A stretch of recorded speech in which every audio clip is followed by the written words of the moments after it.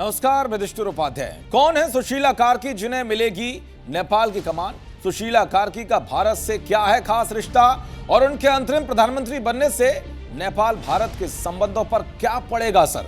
सुशीला कार्की ने पीएम मोदी को लेकर ऐसा क्या बयान दिया है जिसने भारत के दुश्मनों को भी हिला दिया है? दरअसल नेपाल में भ्रष्टाचार और सोशल मीडिया बैन को लेकर भड़के प्रदर्शन से जो तख्ता पलट हुआ, अब उसके बाद से ही हर किसी के मन में एक ही सवाल उठ रहा है कि देश की कमान किसको सौंपी जाएगी, क्योंकि नेपाल में केपी शर्मा ओली के प्रधानमंत्री पद से इस्तीफे के बाद सारी राजनीतिक व्यवस्था ध्वस्त हो चुकी है। देश में सुरक्षा व्यवस्था के लिहाज से अभी नेपाल की कमान सेना के हाथ में है। ऐसे में देश में अंतरिम सरकार बनाने की कवायद शुरू हो गई है।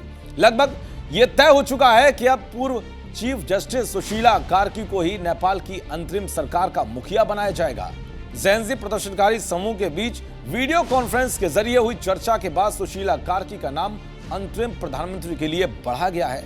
ऐसे में आपके मन में भी यह सवाल खड़ा हो रहा होगा कि सुशीला कार्की के अंतरिम प्रधानमंत्री बनने से भारत नेपाल के रिश्तों पर क्या असर पड़ेगा? तो इसका जवाब उनके भारत से कनेक्शन, हिंदूवादी सोच से मिलता है। दरअसल सुशीला कार्की का जुड़ाव और लगाव भारत से बहुत ही अच्छा रहा है। वो पीएम मोदी को बेहतरीन नेता के तौर पर देखती हैं। भारत से गहरा रिश्ता रखने वाली सुशीला कार्की ने बनारस हिंदू विश्वविद्यालय यानी कि BHU से अपनी पढ़ाई की है। आने वाले समय में भारत के साथ नेपाल के रिश्ते कैसे होंगे, उन्होंने इस बात का जवाब अंतरिम पीएम बनने से पहले दिए एक इंटरव्यू में दे दिया है। दरअसल 1970 के दशक में BHU से राजनीतिक विज्ञान में मास्टर की डिग्री पूरी करने वाली सुशीला कार्की ने यूनिवर्सिटी में बिताए अपने दिनों को याद किया है, जिसने उन पर गहरी छाप छोड़ी है। उन्होंने खुद को भारत का मित्र बताया। साथ ही कार्की ने कहा है कि मैं भारतीय नेताओं से बहुत प्रभावित हूं।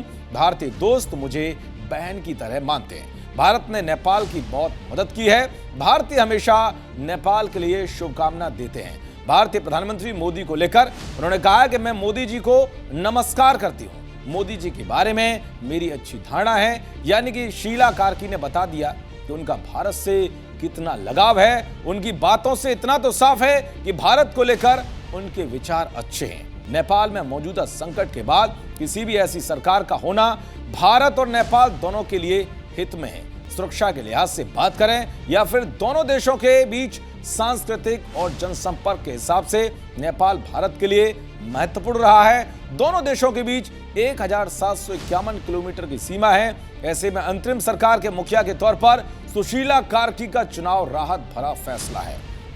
यह पूरी दुनिया को पता है कि पिछली ओली सरकार का रुख चीन की तरफ कितना ज्यादा था। ओली कम्युनिस्ट विचारों से प्रेरित थे।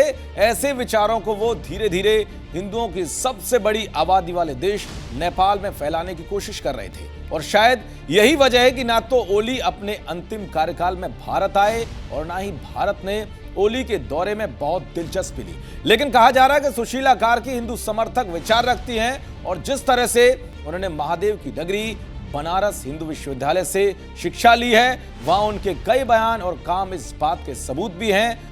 सुशीला कार्की साल 2016 में नेपाल के सर्वोच्च न्यायालय की मुख्य न्यायाधीश बनी थी। ये नेपाल के इतिहास में सुप्रीम कोर्ट की मुख्य न्यायाधीश बनने वाली पहली महिला थी। ये अपने भ्रष्टाचार विरोधी रुख के चलते काफी चर्चा में रही हैं। भ्रष्टाचार के आरोप में एक मंत्री को जेल भी भेज चुकी हैं। कुल मिलाकर सुशीला कार्की के विचार हिंदूवादी और भारत समर्थक हैं। उनका नेपाल का अंतरिम प्रधानमंत्री बनने से भारत के साथ संबंध अच्छे हो सकते हैं। देखते रहिए जी न्यूज़। नमस्कार।